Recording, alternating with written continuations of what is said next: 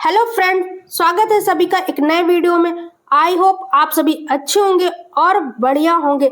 आज देखेंगे हिंदी का टॉपिक लिंग और वचन से। तो हिंदी के फ्री क्लासेस के लिए आप मेरे चैनल को सब्सक्राइब कर सकते हैं और नोट्स के लिए ज्वाइन कर सकते हैं टेलीग्राम को। तो चलिए स्टार्ट कर लेते हैं। देखिए, सबसे पहले जान लेते हैं लिंग कितने होते हैं। देखिए, अगर आपसे हिंदी में पूछा जाएगा तो लिंग कितने हैं, तो दो प्रकार के होते हैं। अगर वही आपसे संस्कृत में पूछा जाता है तो लिंग हमेशा तीन प्रकार के यहाँ पर होते हैं। ठीक है, अगर संस्कृत की बात कर लें तो तीन होते हैं और हिंदी की बात कर लें तो दो होते हैं। ठीक है, पुल्लिंग और स्त्रीलिंग, दो लिंग होते हैं। ठीक है, याद रखिएगा। अगर आपसे हिंदी में पूछा जाता है कि लिंग कितने होते हैं तो दो होते हैं, और अगर पूछा जाए संस्कृत में कितने होते हैं तो तीन होते हैं। याद रखिएगा। चलिए इस दोनों को जान लेते हैं, आपके एग्जाम में यहाँ से प्रश्न आते हैं। देखिए, सबसे पहले जान लेते हैं पुल्लिंग से। जिन शब्दों में पुरुष जाति का बोध हो, अकारांत शब्द हो, उसे पुल्लिंग कहते हैं। जैसे आपको मटका हो गया, कपड़ा हो गया, घोड़ा हो गया आदि। मतलब पुरुष जाति का बोध हो और शब्द कैसे हो, अकारांत शब्द हो। ठीक है, जिसमें आपको आ वा, आपा, पन, पा आदि जो प्रत्यय हैं जुड़े हुए हो तो शब्द पुल्लिंग शब्द के अंतर्गत आते हैं। जैसे मोटापा हो गया और बुढ़ापा हो गया।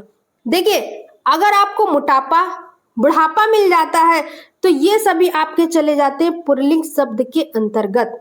ठीक, आवा, आवा, आपा, पन, पा प्रत्यय मिल जाता है आपको, तो आपको ये सारे शब्द इसमें मिल जाते हैं, तो ये सभी किसमें जाएंगे, पुल्लिंग शब्द के अंतर्गत जाएंगे। ठीक है, चलिए आगे कुछ और जान लेते हैं। देखिए, पुल्लिंग शब्द की बात करें तो पर्वत के नाम अगर आपको मिल जाए, जैसे अरावली हो गया, हिमालय हो गया, कैलाश हो गए। ठीक, अगर आपको वहीं पर मासों के नाम, मतलब जो आपको महीनों के नाम हिंदी में मिल जाए, जैसे चैत्र, आषाढ़, मार्च, अप्रैल, ये सब किस में जाएंगे, ये चले जाएंगे आपके पुल्लिंग में। अगर ग्रहों के नाम मिल जाए, नाम, तारा, ध्रुव, शनि, ये चंद्र, तो ये सब भी आपके चले जाते हैं हमेशा पुल्लिंग शब्द के अंतर्गत। देखिए, मैं कुछ आपको अपवाद बता देती हूँ पुल्लिंग में जो होते हैं। देखिए, पुल्लिंग शब्द में आपके अपवाद होते हैं कुछ ऐसे पद, जैसे कि हो गया राष्ट्रपति का पद, ठीक है, सेना का पद, मुखिया का पद, सरपंच का पद, प्रधान का पद। इस पद में कोई भी हो सकता, स्त्री या पुरुष कोई भी हो सकता, पर ये सदैव हमेशा ये पुल्लिंग में ही आते हैं। ये बात भी याद रखिएगा। अब जानिए ट्रिक्स, कैसे आप जानेंगे, कैसे आप पहचानेंगे ये पुल्लिंग है या स्त्रीलिंग है। तो आप समझेंगे ट्रिक्स से, शब्दों को बोलकर देख लो कैसे। जैसे मैंने बोला, यहाँ पर आ जाते हैं ऊपर। ठीक है, यहाँ पर जैसे मैंने बोला है कपड़ा, ठीक है, तो कपड़ा अच्छा है कि या अच्छी है। ठीक, क्या निकल रहा है, ये ध्वनि हमारी क्या निकल रही, पुल्लिंग की। वहीं पे हम बोलेंगे मटका, अच्छा है कि अच्छी है। मटका हमेशा बोला जाता है अच्छा है, तो ध्वनि हमारी पुल्लिंग में निकल रही। वहीं हम बोलेंगे घोड़ा, ठीक है, घोड़ा अच्छा है, घोड़ा सो रहा है, ठीक है, या घोड़ा दौड़ रहा है, तो सभी में पुल्लिंग शब्द निकला, तो क्या हो गया, पुल्लिंग शब्द के अंतर्गत आ गया। अब वही बात कर लेते मोटापा। ठीक, मोटापा अच्छा है, बुढ़ापा अच्छा है, ना कि ये कहते हैं बुढ़ापा अच्छी है, मोटापा अच्छी है, ये तो नहीं कहते ना। तो शब्द किसका निकल रहा है, पुल्लिंग शब्द का निकल रहा है। ठीक, बोलने पर उच्चारण क्या होता है, पुल्लिंग शब्द का हो रहा है। तो ऐसे शब्द अगर आपको मिल जाते हैं तो पुल्लिंग शब्द के अंतर्गत आ जाएंगे। आपको बोल के देखना है, आपको बोलना है कि क्या शब्द निकल रहा है। अगर आपका शब्द पुल्लिंग में निकल रहा है तो पुल्लिंग शब्द के अंतर्गत आ जाएगा। वहीं चलिए और देख लेते हैं शब्द को, जैसे अरावली, ठीक, हिमालय अच्छा है, अरावली अच्छा है, कैलाश अच्छा है, तो ये सारे शब्द क्या निकल रहा है, अच्छा निकल रहा है। ठीक है, पुल्लिंग का बोध करा रहा है तो पुल्लिंग में चले जाएंगे। तो आपके एग्जाम में अगर आता है तो आप ऐसे पढ़ के भी निकाल सकते हैं, उच्चारण करके भी निकाल सकते हैं। पुल्लिंग और स्त्रीलिंग का है, कंफ्यूजन दूर हो जाएगा और जहां से आपके यहाँ पर नंबर जो होंगे वो पक्के हो जाएंगे। चलिए अगला देख लेते हैं। अगला है स्त्रीलिंग। स्त्रीलिंग की बात करें, जहां पर स्त्री जाति का बोध हो उसे स्त्रीलिंग कहते हैं। जैसे सीता हो गई, रीता हो गई, मीता हो गई, सरिता हो गई और कविता हो गई।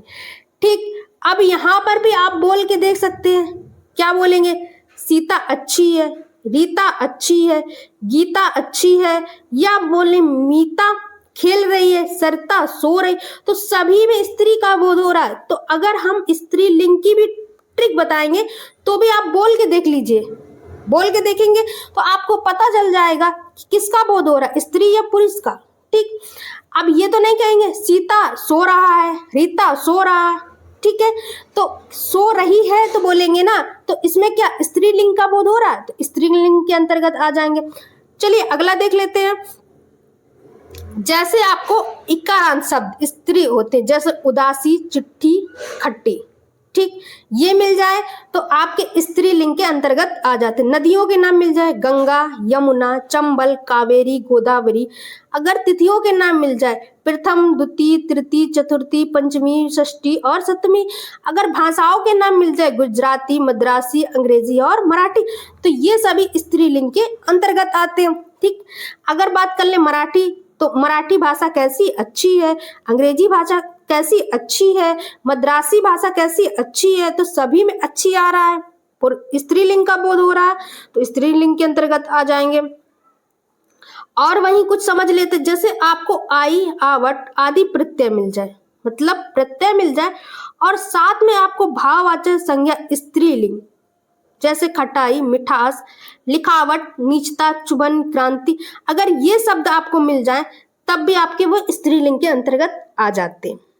ठीक है, तो जैसे आपको प्रत्यय मिल जाए आई, आवट, ठीक, तो ये प्रत्यय से भी आपको यहाँ पर और भाववाचक संज्ञा मिल जाए तो भी स्त्रीलिंग के अंतर्गत आ जाएंगे। हम खटाई की बात कर ले तो खटाई कैसी होती, अच्छी होती, मिठास अच्छी होती, लिखावट अच्छी होती है। ठीक, इस तरीके से आप बोलकर भी देख सकते। देखिए कुछ इंपॉर्टेंट बता देते हैं जो आपके अपवाद होते हैं। ठीक है, ये अपवाद क्या होते हैं, इनको स्त्रीलिंग समझा जाता है और हमेशा प्रयोग होते हैं पुल्लिंग में।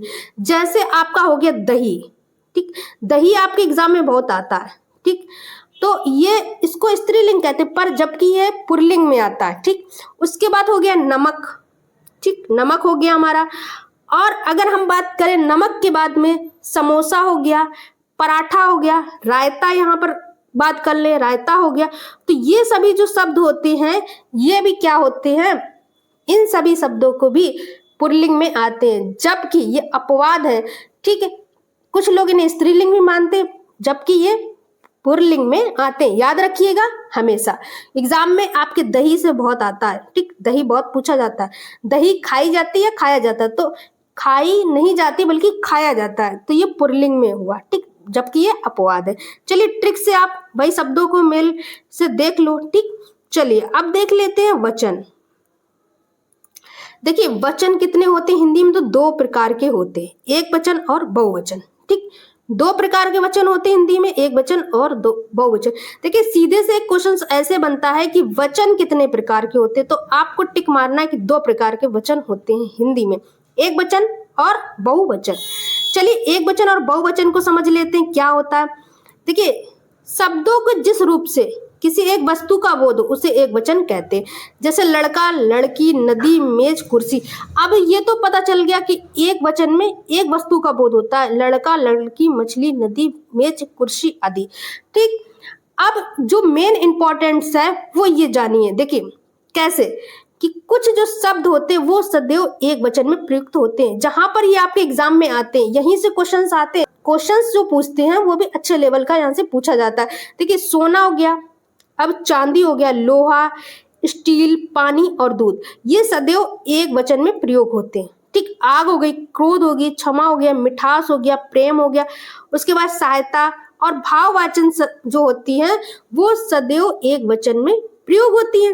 ठीक, याद रखिएगा अगर आपसे पूछा जाए सोना आ जाता है तो आप मारेंगे इसको किसके अंतर्गत, एक वचन चांदी एक वचन में, लोहा एक वचन में, स्टील एक वचन में, पानी एक वचन में, जबकि पानी, दूध, तो ये सभी एक वचन के अंतर्गत आते हैं।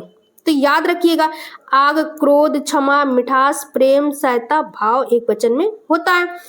ठीक, याद रखिएगा, इंपॉर्टेंट है आपके एग्जाम में। चलिए अगला देख लेते हैं, अगला है बहुवचन। देखिए बहुवचन को जान लीजिए, और जिन शब्दों में जिस रूप से अनेक वस्तुओं का बोध हो उसे बहुवचन कहते हैं। जैसे लड़के हो गए, मछलियां, नदी, मेज। अगर यहाँ पर देखिए बहुत वस्तुओं का बोध हो रहा है, ठीक, तो बहुवचन हो गया। ठीक, लड़के, नदी, मेज, घोड़ा आदि। ठीक है, अगर हम वही बात कर ले जहां से आपके एग्जाम में आते, तो ये आते जो सदैव बहुवचन में हमेशा प्रयोग होते। आंसू, दर्शन, हस्तचर, प्राण, दाम, अक्षर, समाचार, लोग, चाल और होश, ये हमेशा बहुवचन में आते हैं। याद रखिएगा, आंसू हो गए, अगर दर्शन आपको मिल जाता है, हस्तचर मिल जाते, प्राण, दाम मिल जाए, अक्षर मिल जाए, समाचार मिल जाए, लोग मिल जाए, चाल मिल जाए, होश मिल जाए, तो ये सभी बहुवचन में आते हैं। सदैव याद रखिएगा, इंपॉर्टेंट है। क्या समझ गए? आंसू, दर्शन, हस्तचर, प्राण, दाम, अक्षर, समाचार, लोग। ठीक, लोग क्या होते हैं? लोग जो लोग होते हैं वो हमेशा बहुवचन में। होश, आ गया, चला गया, तो ये जाते हैं, तो याद रखिएगा, इंपॉर्टेंट है। चलिए, ये थे लास्ट। और वीडियो कैसी लगी मुझे कमेंट करके जरूर बताएं। चैनल सब्सक्राइब जरूर कर लें।